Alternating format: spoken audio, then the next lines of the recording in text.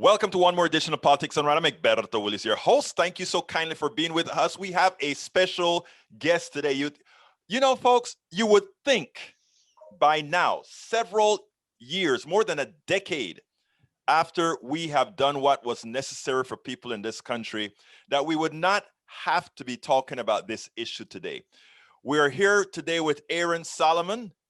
He's the head of strategy for Esquire Digital. He has taught entrepreneurship at McGill University and the University of Pennsylvania and was the founder of LegalX, the world's first legal technology accelerator. Aron's work has been featured in TechCrunch, Fortune, VentureBeat, The Independent, TechCrunch Japan, Yahoo, ABA Journal, Law.com, the Boston Globe, The Hill, and many other popular publications, including our own or their own today's Esquire. So folks, we have somebody who of which knows what they speak. Welcome to Politics Done Right. Aron, how are you doing today? It's great to be here, Egberto. We'll find out if I know of what we speak. I hope that I won't let your audience down. I have no doubt about it, my friend. Anyhow, before we even get into Obamacare and all of that, yesterday I watched a thing on CNN. They gave a complete expose of what occurred on January 6th. And I just, I don't know if how very political you are or not. Doesn't matter. I just want to know, as a U.S. citizen, as an American, I don't know if you saw it last night or not, but what's your thoughts on January 6th from the perspective of us being the United States of America? So, I have a very interesting perspective on that. I've lived all over the world. I've lived in places like Beijing, and I just came back from living almost 4 years in Berlin, where there's, a lot of Americans as well. And it's such a visceral thing the closer you are to the events that happened in January. So I think, a very political animal, as many of us are. And I think I'm still reeling at the slippery slope of democracy. It's very difficult to get back up when you start to slide down. And there's no doubt that the democracy did. And while things on their surface seem to have improved since January, we're, months now away from the 2022 midterms, right? It's going to be a very interesting time ahead.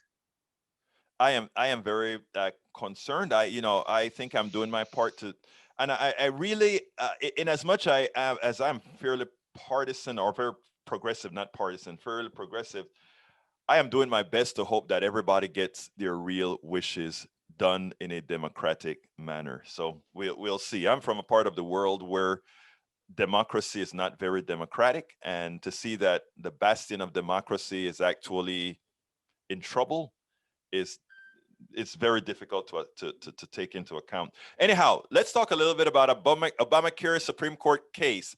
Your thoughts? I mean, I am not a lawyer. You are. I'm not. As soon as I heard what the results were, and I realized that they didn't touch the guts of Obamacare, I was concerned. And when I got your email, it made the concern even worse. So why don't you tell us a little bit about what occurred in the Supreme Court? Yeah, I can certainly give a little bit of background about it. So, what was really at issue here was this notion of the individual mandate. And anybody who knows anything about Obamacare and the ACA knows that the individual mandate is the provision requiring individuals to have insurance. And if they didn't, until 2017, there was a $695 fine levied by the IRS. That's changed. What's happened since 2017 is that penalty has zeroed out. And it's important because this really became a linchpin in the case. What the court said was, there's been a trilogy of cases that have actually looked at whether or not Obamacare was going to survive. This is number 3. There was a case called National Federation of Independent Businesses versus Sebelius back in 2012. And then there was King versus Burwell in 2015. And then this case, California versus Texas, which was decided last week. Right now, as it stands, Obamacare survives, and the approximately 30 million Americans who are involved in the program in one way or the other got to wake up on Friday morning and realize that they still had health insurance. But is this going to be written in stone forever? Absolutely not. Now, you said 30 million. I just want to say one thing because as it turns out, I believe the provisions of Obamacare is so much far reaching in that all policies now had to have the same protections and those 30 million who have Obamacare get. So I mean a lot I wish I want more people to realize that a lot of the protections they have in their own insurance at their jobs and otherwise, even though it's not Obamacare, those laws fall under the Obamacare law. I think it's important for people to see the severity of this and that if this goes, which you're saying the possibility still is that other cases could be brought up. And if this goes, it doesn't only affect those 30 million people that nobody cares about, but it affects women's pricing on insurance, et cetera. You want to expand on that a bit? Well, for sure. I mean, so there's a couple different ways that this can end up going. So as we say, for right now, the ACA is safe. And really what the court was saying last week was this. And remember, we've got a 6-3 conservative majority court. This decision was 7-2. So it was 7-2 in favor of upholding Obamacare. And people are saying, well, that doesn't seem to jive. Like, what's going on? Here's why. I think what the court was saying, if this is the quality of plaintiffs and challenges that you're going to bring to Obamacare, maybe the best way for you to all sort this out in the future is legislatively rather than through the courts. There's this great writer that I like so much, Molly Jong-Fast, and she's very, very much a liberal. And in an unrelated issue this morning, she said, Democrats continue to bring a stuffed animal to a knife fight. And I thought that that was a wonderful quote of hers. And it's precisely for this reason that I won't bet against the ACA being revisited either judicially or legislatively. I think that while people are feeling very confident after Thursday that the ACA, Obamacare is okay for now, that there are going to be other challenges to it. That's my opinion. Well, I think your opinion is well placed, and that's one of the reasons I wanted you on because I think I think people need to get this in the back of their heads because what happens is a lot of folks would vote for certain candidates because they think, okay, Obamacare is safe. I can vote on other issues now that I want to, of what I want. Explain that a bit more because I think that's how a lot of people vote in their own interest on specific issues, and if that specific issue they believe is taken care of, how do they behave? So, I mean, I don't think that part of the fundamental tenets of democracy is that we should always be looking out for our self-interest. I think the idea of living in a democracy is that we work together for the benefit of others. So, even if only 30 million, in quotations, or only 30 million people were affected by Obamacare, there's a huge interest in society in making sure that everybody has health coverage. I mean, like I said, I've lived in lots of parts of the world where health coverage is a given. It's not a question of buying in or having private insurance. Part of what you get by being someone who lives in that country is healthcare. So I think that benefits not only the people who have and need the healthcare, but benefits the society as a whole. I think that we can't be as myopic as we tend to be in a democracy that's under siege from the things that happened in January and before that. I think that we've got to look out for the interests of ourselves and those around us as well. Well, Aaron, it's voices like yours that needs to be upheld because what happens is we have a narrative in this country that everything needs a payback. In other words, if when we talk about businesses, it's like if we're going to create a tax for this something, how is it going to affect business as opposed to how it's going to affect humanity? It always gets me, and it's pleasant to hear you say that. Hey, in other countries, it's a given.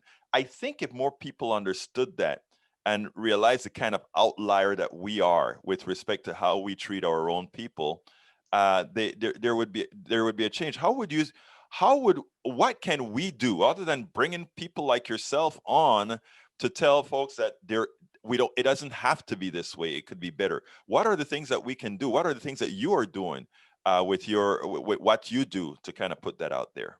Well, there's two things. The first piece is raising awareness, right? So one thing I want to raise awareness about, judicially about what happened last week with the ACA is I'm going to use a great football analogy that everybody's going to understand.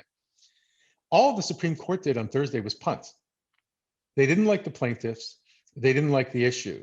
So nothing was fundamentally decided about the constitutionality of the ACA. And like I said, a lot of experts believe that this will eventually be resolved in the legislatures rather than by the Supreme Court. And that may be the case, but the reality is it's going to be looked at again. And then the second thing that people can do and need to do is vote. The 2022 midterms are right away. There's a razor thin margin in Congress right now for the Democrats. And a lot of experts who are far greater statisticians and have far greater predictability abilities than I do are thinking that that margin may not be there after the 2022 midterms. So I think that we need to educate ourselves, educate our communities, and make sure to vote.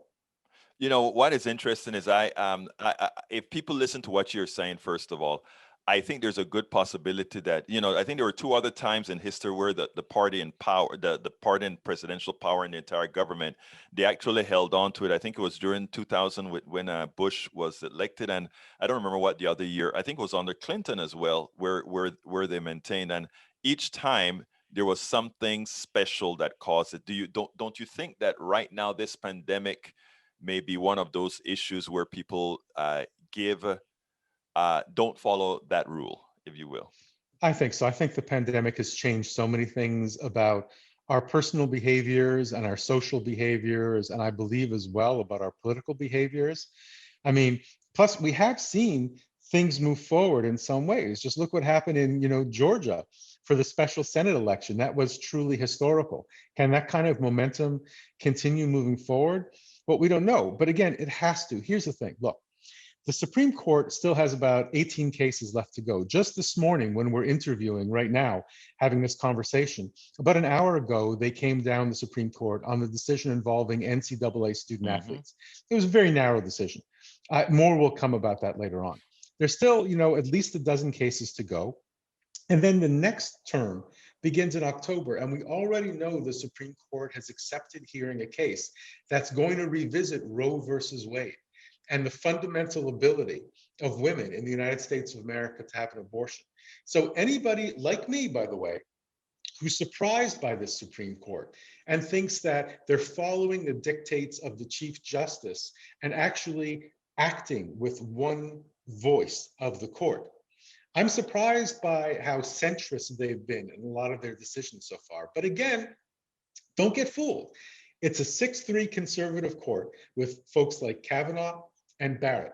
So when it comes down to these fundamental decisions we're going to see over the next 18 months that affect the law of the land leading into the 2022 midterm elections, there's a lot that could happen. So we have to be vigilant and we have to be diligent about education. And as I said, getting out to vote. I think you hit the nail on the head. I've been telling a lot of folks this is just a head fake. In other words, if we give those people who don't want these particular changes a little bit of, hey, they're not as bad as you can, when the real issues come about, I don't know about you, but what I've said is that the court is now, and as a lawyer, I'd like you to kind of comment on this. I've said that the way the way, let's say, McConnell stuffed the courts over the last several years was designed for minority rule. And the other thing that I've said is what we've set up is where we are going to legislate via the courts, because if any law is passed that quote unquote business does not like, there's a good possibility that you just have to throw it into court. And at worst, you get a freeze. At best, they just call the law unconstitutional. Your thoughts on that? So you raise a really, really interesting point here. Remember one critically important thing about the way the Supreme Court of the United States functions. They don't have to hear any cases. Right. Really, they don't have to. They can pass anytime they want. So the notion, which I think is a little bit simplistic about the fact that if something happens in a district court and something happens at a United States appellate court and it's not good for the country, the Supreme Court will fix it. But the Supreme Court can just as easily pass on hearing that kind of case. Or, as I just said, the Supreme Court can take the case and could come up with this. This is a very, very unpredictable court so far, which is kind of fun to watch and fun to follow. But when we're dealing with, issues that involve civil rights and other fundamental rights, a little bit scary when you watch kind of the machinations of a court like this. Well, yeah. I mean, the truth of the matter is, let's take a look at HR1, right? I mean, if that doesn't go through, and even well, let's back up. Even if that were to go through, isn't that really problematic? That let's say for some magical reason, we kill the filibuster and it's able to pass through the Senate when it goes into the Senate version. Isn't it true that the Supreme Court could just deem that unconstitutional? Yeah, and plus the filibuster is not going anywhere anyway. I mean, Right. there's such a razor thin margin, and Manchin from West Virginia has made it super clear that even before he had the ally in Kristen Sinema, that the filibuster is not going anywhere. Well, yeah, they're using him as a straw man, right? Because there are a lot of them that want the filibuster as cover for things that they would prefer not doing, but want to say they're not doing it because of the filibuster, right? I had a piece published just after the election where President Biden became president. And I said, the only way to look at Manchin is one of two ways. He's either going to become a king or a kingmaker. But it was very clear, even after the presidential election, that Manchin was going to wield the kind of power that he wields today for himself and for someone who, again, I'm not questioning Manchin's motives. Manchin is born and raised in West Virginia, is well loved in West Virginia, and represents what he believes to be the values and intention of the state, which is, I guess, what a United States senator should do. So it's easy to criticize him from the outside. He believes that he's doing the right thing for his state, and he's a huge impediment, but he's a huge power broker at the moment as well. Now, you make an interesting statement when you say you don't doubt the reasoning behind what he's doing. But my question is, when it comes to seeing the type of voter suppression that is occurring in several states, including my own here in Texas, um, how difficult is it for anyone to see what's going on other than putting their heads in the sand? Thoughts? Yeah, so. I mean, it's comforting sometimes for us to put our head in the sand. I mean, there's no doubt about that. And all of these things are happening. But, if voters, is voter suppression something that's top down or bottom up? I believe it's bottom up. So I believe that when you see jurisdictions such as Texas, Georgia, places like this, where there is widespread, voter suppression, new gerrymandering, and all of these things, I think to a great extent, it's the will of the people. That's not a good thing. That's a bad thing. I don't think it's the will of the people fighting against an individual politician. I think it's that politician, doing what their Medici, the voters, think that they should do. And that's scarier because that means that the power is at this grassroots level, which is why it's harder to vote these people out. Back to Manchin, he's been involved in daily life in West Virginia for decades. And as I said, he's well loved in West Virginia. He's representing the views of a great number of West Virginia voters. That to me is a lot scarier than what a politician does. Well, I'm glad that you said that because I don't know I have no idea what your political affiliation is, but I'm going to say this anyway. When I got when Donald Trump got elected and people were all concerned about, or how could this happen, etc. One of the things that I mentioned was it represented the people. It really represented the will of the people. However, what it also proved is that America is not really a true democracy in that the will of the people were that more people wanted Hillary Clinton. The will of the people was that more people wanted Biden by a landslide. And also the will of the people was that they wanted, if you take a look at the Senate is a very undemocratic body, not only for the filibuster, it's become super undemocratic because, I mean, that California has 50 senators, 50 has 2 senators, and Nebraska has 2. Yeah. And those 2 in Nebraska can wield as much power as California. There's no democracy there. If we proportioned Senate based on population, we would have a lot better, as the polls show, a lot better, more progressive policies. Your thoughts? Well, you touched on the Electoral College a minute ago. That's almost impossible to explain to people around the world. And a lot of the writing I do is for an international audience as well as a North American audience.